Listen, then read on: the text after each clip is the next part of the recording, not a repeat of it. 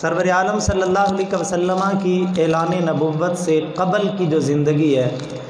یہ وہ زندگی ہے کہ جب پورا مکہ سرور عالم صلی اللہ علیہ وسلم کو صادق اور امین کہا کرتا تھا، مسند عزت پہ بٹھایا جاتا تھا، عزت و توقیر کی نگاہ سے لوگ دیکھتے تھے۔ ذات مصطفیٰ صلی اللہ علیہ وسلم جو تھی یہ ایسی با کمال تھی کہ کفار مکہ بھی کہنے پہ مجبور تھے کہ پورے مکے میں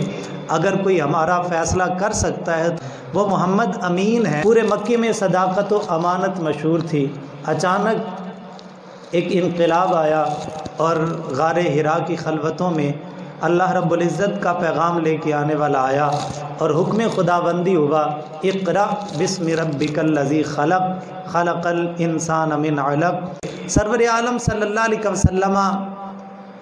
کو اعلان نبوت کا حکم ہوا۔ کریم آقا صلی اللہ علیہ وسلم کوہ ابو قبیس پہ چڑھ جاتے ہیں اور آواز دیتے ہیں، اے بنو فہر، اے بنو عدی، اے قریش، سارے اکٹھے ہو جاؤ۔ سب قبیلے والے اور مکے والے اکٹھے ہوتے ہیں اور نبی مکرم شفیع معظم صلی اللہ علیہ وسلم ایک بڑے ہی پر اثر طریقے سے پہلے اپنی صداقت کا اقرار کرواتے ہیں اور پھر ان کو کہتے ہیں کہ جب تم نے مجھے صادق و امین مانا ہے، اب مان لو کہ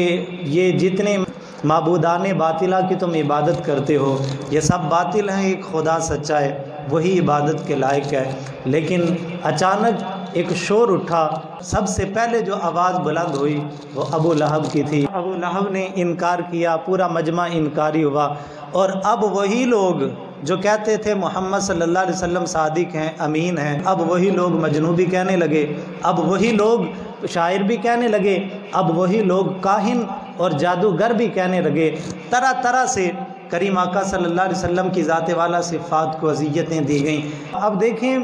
ایک عام بندہ اس کی عزت میں کمی آئے تو دل برداشتہ وہ بھی ہو جاتا ہے، لیکن ایک سردار بھی ہو، منصب بھی اونچا ہو، خاندان بھی اونچا ہو اور ہر طرح سے عزت و منصب سے لوگ دیکھتے ہوں، اونچی مسند پہ بٹھاتے ہوں، صادق و امین بھی کہتے ہوں، اس بندے کے خلاف جب اس طرح کی باتیں آتی ہیں پھر بڑے بڑے لوگ دل برداشتہ ہو جاتے ہیں اور کہتے ہیں کہ میں تو ان کی اصلاح چاہتا ہوں، مانتے ہیں مانے، نہیں مانتے تو نہ مانے، میں کیوں اپنی عزت میں کمی لا رہا ہوں۔ ابتدائی طور پہ جن لوگوں نے اسلام قبول کیا آپ جانتے ہیں وہ غلام تھے، وہ حضرت زید جیسے تھے، وہ حضرت بلال جیسے تھے، وہ حضرت مصعب جیسے تھے، وہ بی بی سمیہ رضی اللہ تعالیٰ عنہا جیسی لونڈیاں اور کنیزیں تھیں۔ یہ وہ لوگ تھے جو ابتدائی دور کے اندر جنہوں نے اسلام قبول کیا، اور جو بڑے بڑے سردار تھے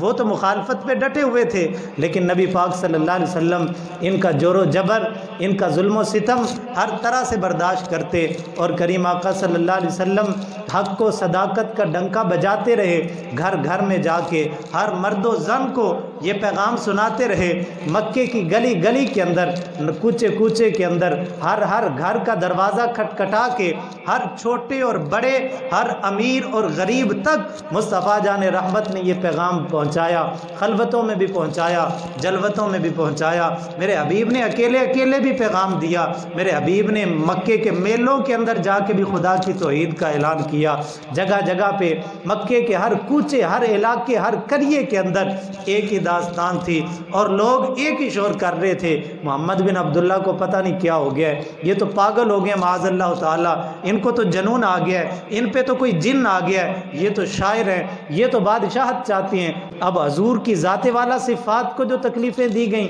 وہ الگ داستانیں ہیں، لیکن حضور کے غلاموں پہ جو جبر و ستم کے پہاڑ توڑے گئے، گرم سلے سینوں پہ رکھ کے تپتے ہوئے کوئلوں پہ لٹا دیا جاتا، سرور عالم صلی اللہ علیہ وسلم کے غلاموں پہ کون سا ظلم و ستم نہیں ہوا۔ اعلان توحید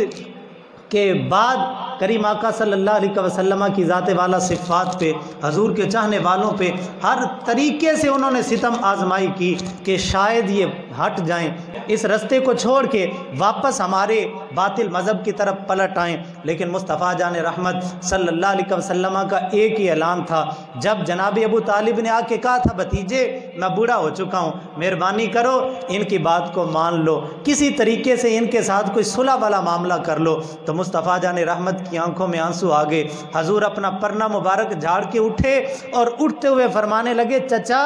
اگر تو نے میرا ساتھ دینا ہے دے، نہیں دینا نہ دے، خدا کی عزت و جلالت کی قسم اگر یہ لوگ میرے ایک ہاتھ پہ سورج رکھ دیں، دوسرے پہ چاند رکھ دیں، محمد بن عبداللہ صلی اللہ علیہ وسلم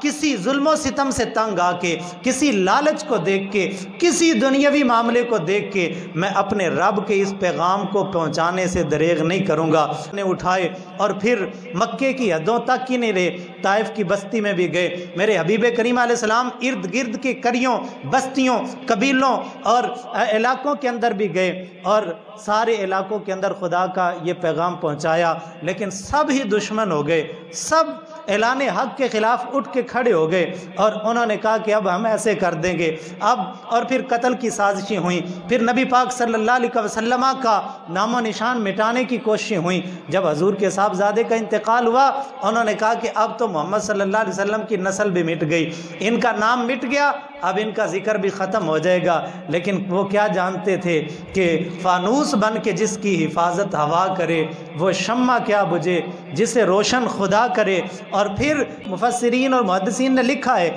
کہ نبی پاک صلی اللہ علیہ وسلم کے صدمے کی دو وجوہات اور بھی تھیں۔ ایک وجہ یہ تھی نبی پاک صلی اللہ علیہ وسلم کفار کے انکار کی وجہ سے غم زدہ رہتے تھے، میں ان کو دین کی طرف بلاتا ہوں یہ نہیں آتے، میں ان کو جنت کی طرف گھسیٹنا چاہتا ہوں یہ پھر جہنم کی طرف گھسٹ گھسٹ کے جا رہے ہیں، حضور اس وجہ سے بڑے غمگین رہتے تھے۔ اور دوسرے غم کی وجہ علماء اور محدثین نے لکھی ہے کہ حضور کے قلب اطہر پہ یہ غم تھا کہ اے مالک میری امت بڑی گناہ گار ہے، کل قیامت کے دن امت کے معاملہ میرے سپرد کر دے۔ یہاں پہ اللہ پاک نے واضح طور پہ اپنے حبیب کریم علیہ السلام کو تسلی دیتے ہوئے کہا حبیب غمگین ہونے کی ضرورت نہیں ہے، الم نشرح لک صدرک، ہم نے تو آپ کے سینے کو کھول دیا ہے، ووضعنا عنک وزرک، اور اے حبیب پیارے ہم نے اس بوجھ کو آپ سے اٹھا لیا ہے جس بوجھ سے آپ کی کمر دوری ہوتی جا رہی تھی۔ یعنی یہ لوگ جو آپ کو گنانا چاہتے تھے لیکن پریشان ہونے کی ضرورت نہیں، حبیب میں تجھے اٹھانا چاہتا ہوں۔ یہ لوگ آپ کو دبانا چاہتے ہیں، میں خدا آپ کو بلند فرمانا چاہتا ہوں، اور یہ تجھے غلام بنانا چاہتے ہیں، میں تجھے کل نبیوں کا امام بنانا چاہتا ہوں۔